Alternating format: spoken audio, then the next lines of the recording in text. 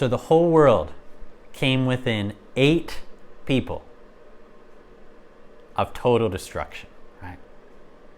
But God was gracious to Noah. Noah found favor in the eyes of the Lord. God uses Noah to save the world in a real way, to save the human race.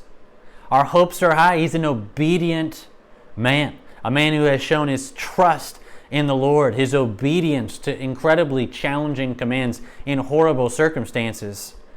And he's a worshiper of the Lord, someone who is now in covenant relationship with the Lord. Verse 18 of chapter 9.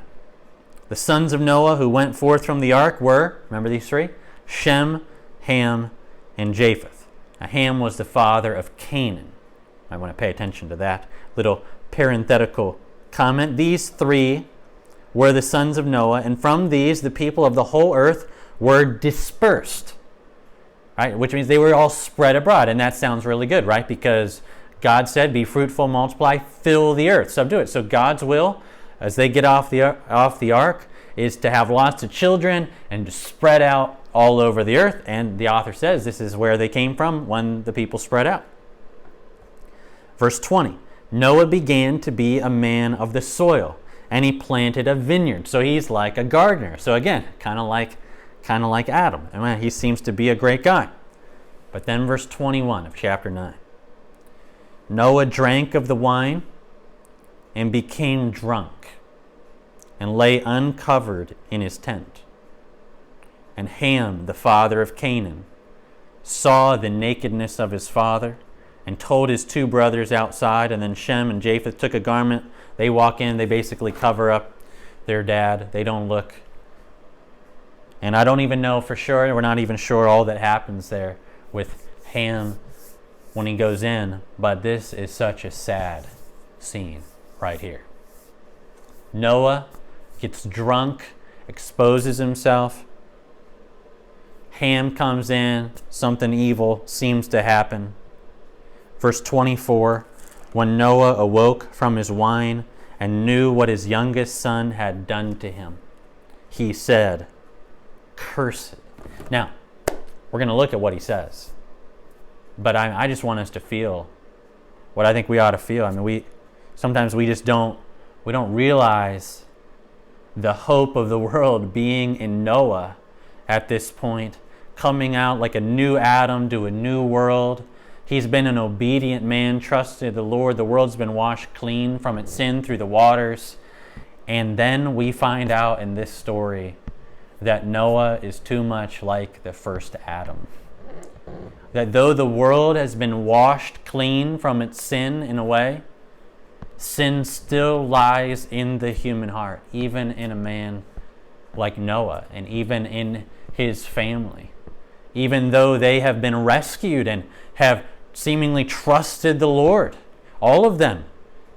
Ham does this, Noah does this.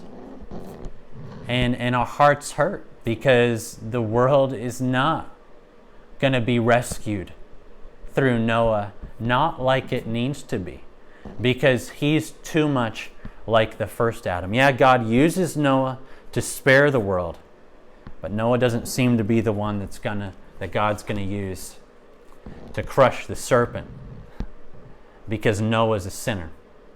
Noah's a sinner like Adam. So are his offspring. Noah wakes up, understands what's happened, and I want to look at what he says. It's going to be the last things that Noah says in the Bible. And one of the things I'd encourage you to do, pay attention to the last words of people, especially in the first few books of the Bible. Noah says, "Cursed be Ham." Right? No, that's interesting. It doesn't say that, does it? You'd think it would. I mean, after all, Ham seems to have done whatever that happened there. He was the one responsible, right? But Noah says, "Cursed be Canaan." Now who's Canaan? Remember, Ham is the father of Canaan. If the hope of the world is in offspring is a huge deal in the Bible. Noah puts a curse on Ham's offspring, Canaan. And you might want to just kind of put a pin in that idea, keep that in your mind for a while, that Canaan is under this curse A servant of servants shall he be to his brothers. But Noah continues, and it's not all curses. Instead, he says, blessed be the Lord, the God of Shem, and let Canaan be his servant. So God is going to have a special relationship with Shem, it seems like, and Canaan is destined to be the servant of Shem and his line. May God enlarge Japheth as well, and let him dwell in the tents of Shem. Maybe let Japheth dwell in the tents of Shem, or maybe let God dwell in the tents of Shem, maybe emphasizing again that God is going to have a special relationship with Shem of the sons, Shem, Ham, and Japheth. And let Canaan be his servant too. You see, after the flood, Noah lived 350 years. All the days of Noah were 950 years, and he died. Those are the last words of Noah. And what are we supposed to take away from them? The whole world has been kind of leading us down to Noah and his family, and then we knew there's 3 offspring, and we kind of got to trace those 3. Well, Ham, that doesn't seem to be a good direction. His offspring, Ham's offspring, Canaan, is cursed. Well, that doesn't seem to be the path. We're going to need to look for an offspring that may be able to rescue us. What about Shem and Japheth? Now, it seems like they're both going to be blessed, but God's going to have a unique relationship with which one of Noah's offspring? With Shem. Now, the name Shem, interestingly, means name. So Shem means name, and I think you want to pay attention to that, because I think there might be a little wordplay going on here as we go on. Now look at chapter 10. These are the generations of the sons of Noah. Whenever you see that, you might want to pay attention to that in Genesis. Shem, Ham, and Japheth. Sons were born to them after the flood. Now we're not going to look through all of this because you got a ton of names. Chapter 10 basically lists out about 70 families, 70 nations, 70 people groups that are going to scatter all over the world. You'll see like verse 2, the sons of Japheth, and it's going to list a whole bunch. Verse 5 says, from these the coastland peoples spread in their lands, each with his own language. That's interesting. When did that happen? When did they get the languages? Verse 6, the sons of Ham, Cush, Egypt, Put, and Canaan. And then it tells you all about them. And it goes down through there, follows Canaan and his line. These are the sons of Ham, down in verse 20. So it kind of wraps it up. And then it moves to Shem in verse 21. To Shem also, the father of all the children of Eber. Perhaps Eber is the father of the Hebrews, I don't know. But the line of Shem is then traced. Remember, Shem's name kind of means name. Verse 31, these are the sons of Shem by their clans, their languages, their lands, and their nations. These are the clans of the sons of Noah according to their genealogies and their nations. And from these the nations spread abroad on the earth after the flood. I mean, this seems good, right? Because God told them, be fruitful, multiply, fill the earth. And they spread out in chapter 10 and fill the earth. It all seems really good, right? They actually are doing what God says, right? That's why they spread out. That's what it seems like. But then there's like, what is the deal with all this language stuff? I'm sure these guys all spoke the same language, right, on the ark. I don't think they were on the ark not able to talk about the animals or to communicate with each other. So what's the deal with all the languages? And did they really just spread out in obedience to the Lord? That's kind of what you think in chapter 10. But then look at chapter 11, verse 1. Now the whole earth had one language and the same words. Now wait a second. Chapter 10, do you see what just happened? Chapter 10 took us further in the chronology, further down the road, but then we've been pulled all the way back to a time before a lot of the stuff in chapter 10. Because the earth didn't just have many languages to start. The earth all had one language and the same words. So what happened? Verse 2, and as people, this is chapter 11, verse 2, and as people migrated from the east, they found a plain in the land of Shinar and settled there. And they said to one another, come, let's make bricks and burn them. And they had bricks and whatnot. Verse 4, and then they said, come, let's build ourselves a city and a tower with its top in the heavens, and let us make a name for ourselves, lest we be dispersed over the face of the whole earth. I mean, what's going on there? Verse 5, the Lord came down to see the city and the tower which the children of man had built. Do you catch what's going on? This is a time before all the spreading out. God had told them after the ark, spread out, and what do we find? They don't want to do it. They all have one language and they want to be together. They do not want to spread out and fill the earth. So they build this tower. Why do they build the tower? Reach up to the heavens. Let's build it so we can make a name, a Shem for ourselves, is what they want. They are united. I mean, picture, humanity is united. And what is it that can unite humanity? They're gathered together against God. They are specifically gathered together so that they do not have to be dispersed over the face of the earth, which is God's will for them. Instead, they are united in rebellion. And we are getting a picture very quickly that the world on the other side of the flood is not all that different than the world on the front side of the flood. Well, God comes down to see this, and how does God feel about it? Verse 6, and the Lord said, behold, they're one people. They all have one language. This is only the beginning of what they're going to do. Nothing they propose to do will be impossible. So come, let us go down. So again, God, like taking counsel with himself. What is this? Maybe the third time. Let's go down and there confuse their language so that they don't understand one another's speech. So the Lord dispersed them from there over the face of all the earth. And they left off building the city. Therefore its name was called Babel, because there the Lord confused the language of all the earth. And from there the Lord dispersed them over the face of all the earth. I mean, so that's really interesting. It's one thing just to keep in mind as a reader that the stories don't have to be in chronological order. Sometimes the author might want to switch things around, rearrange the chronology a little bit so that you see different things at the time that the author wants you to see them. So chapter 10, we're just looking, wow, there's all these nations and all these languages, and this seems like they're all obeying the Lord, and then pulls a little switcheroo, chapter 11. No. It didn't happen because of human obedience. It happened because of human disobedience. It happened in spite of what human beings wanted. God had to come down and confuse their languages and spread them out all over the earth because they were united in rebellion against God.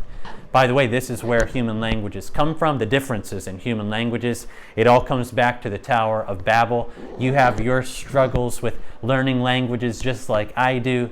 I wish we could communicate. It creates barriers. It creates divisions among people because of the languages. This is part of God's curse. Though I love languages, though they're beautiful, though I even teach languages, this is part of the curse that has fractured humanity.